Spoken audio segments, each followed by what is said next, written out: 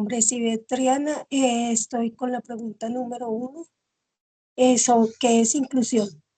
La inclusión es un proceso donde se integran todas las personas, eh, no interesa el género, su cultura, sus creencias, ni, ay Diosito. Y se busca es eliminar las barreras para, para eliminar la pobreza y la discriminación, para que todos tengan educación y empleo. Hola, me presento. Mi nombre es Michelle Dayana Bocanegra Martínez.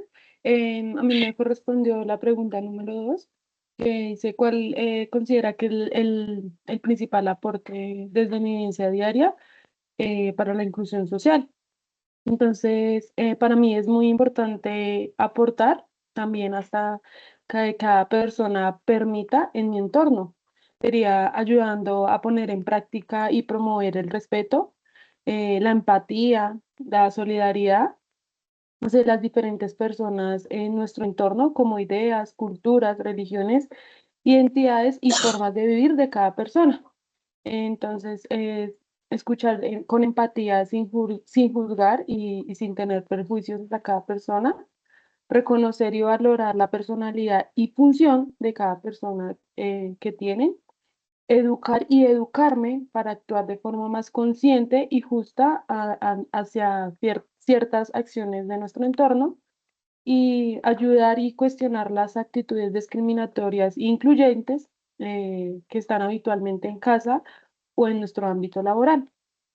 Y eso es todo. Buenas tardes, mi nombre es Clemencia Triana. La pregunta que voy a desarrollar tiene que ver con cómo influye el neoliberalismo en la inclusión social. O sea, desde que el punto de vista del neoliberalismo hablamos del individualismo y de los intereses propios, a veces sin querer, y lo digo de manera muy. Todos estamos pensando en nuestro propio yo, en hacer, en mirar cómo podemos sacar nuestros proyectos, nuestros temas personales adelante, y muchas veces olvidamos que a nuestro alrededor existen personas y sin querer estamos siendo excluyentes con esas personas. Y precisamente yo reflexionaba sobre un episodio en la oficina, porque ya hay gente de muchas partes del país. Había una costeña que se vino aquí, estaba solita, no tenía absolutamente a nadie más. Y yo trabajaba en esa época en comercial. Y en comerciales haga todo el movimiento, todo el movimiento que tenía que ver con las ventas. Y ella me colaboraba mucho. Pero pues, o sea, uno como que, ¿cómo está? ¿Cómo está, María Elena? Mire, hagamos, mire, pegamos, Miguel.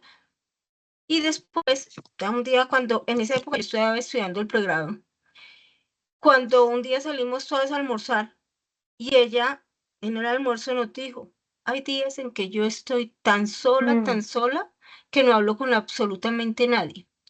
Aquí no hablo con nadie y en esa época pues comunicarse con la familia era difícil, porque pues estoy hablando de hace como 20 años.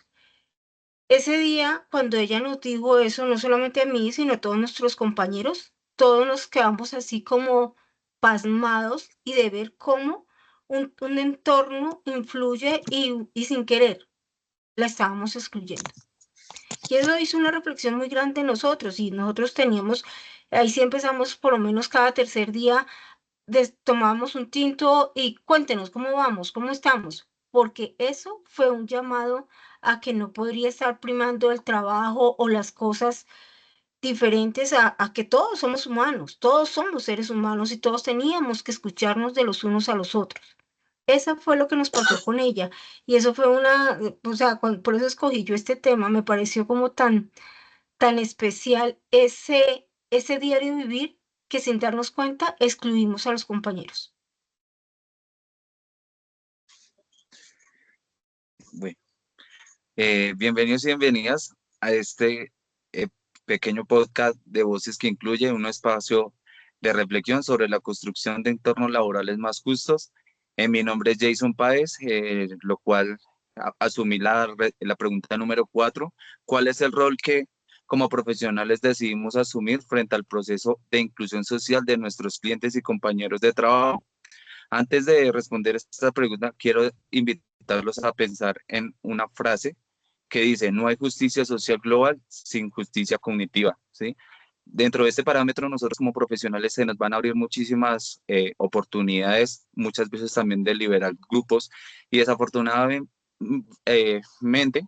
podemos sufrir de ese crecimiento, ¿no? De mirar a las personas por encima del hombro, de pronto no tener en cuenta los criterios o los puntos de vista que nos están aportando, porque desafortunadamente nosotros como profesionales a veces pues pensamos que los títulos nos hacen más que la educación, ¿sí? Entonces nosotros necesitamos de todas las personas incluirlos en esa toma de decisiones para formar esos equipos grandes, digamos, armar esas estructuras organizacionales, personas en condiciones de discapacidad, personas en cualquier tipo de situación son importantes y deben ser incluidas en la toma de decisiones y en el ejercicio de inclusión y exclusión social. Gracias. Y la quinta pregunta: ¿cuál considera que es el aporte que da a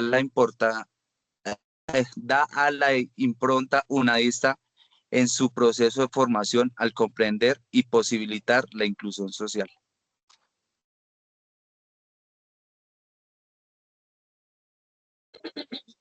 Compañero. Nicolás, Nicolás, Se le trabó la señal. Esperemos 2 minuticos a ver. Qué difícil él con la señal, cómo estudiará, ¿no? sí.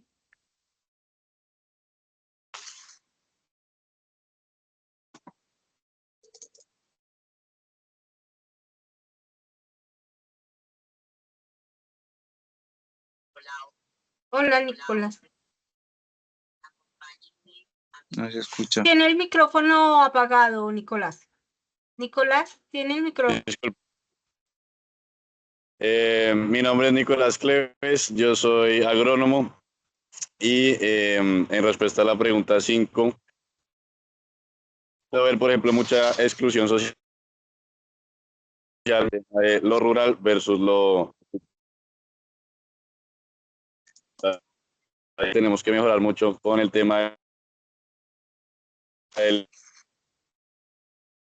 no aporta a nuestra labor como profesionales, cada quien en su campo, a no caer en estos hábitos de exclusión, ¿no? Por un lado.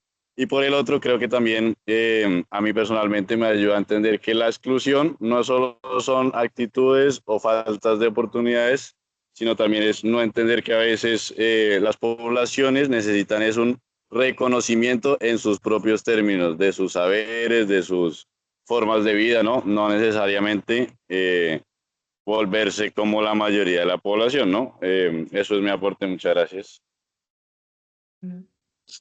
Gracias a todos. ¿Algo más, Jason? Pues creo que durante todo el curso, el tema de la inclusión social general ha abierto muchas perspectivas desde los invitados que tuvimos para la conformación pues, de los trabajos, para dar cumplimiento.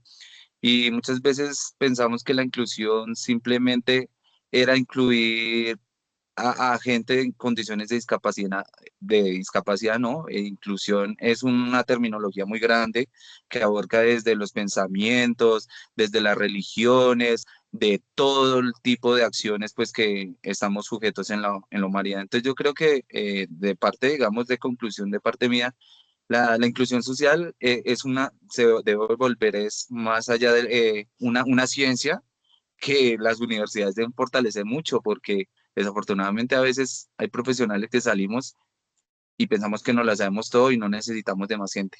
Y ahí es donde nos damos cuenta que uno necesita de todas las personas. Entonces es como mi aporte. Gracias.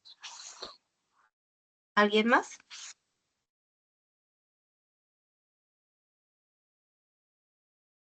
Entonces ya damos por concluido este podcast.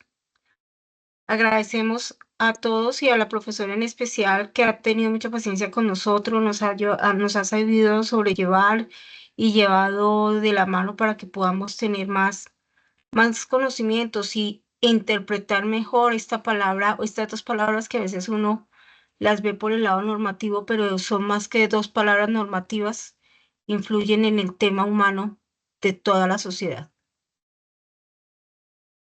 Gracias. Muchas gracias. Gracias. Compañeros. Gracias.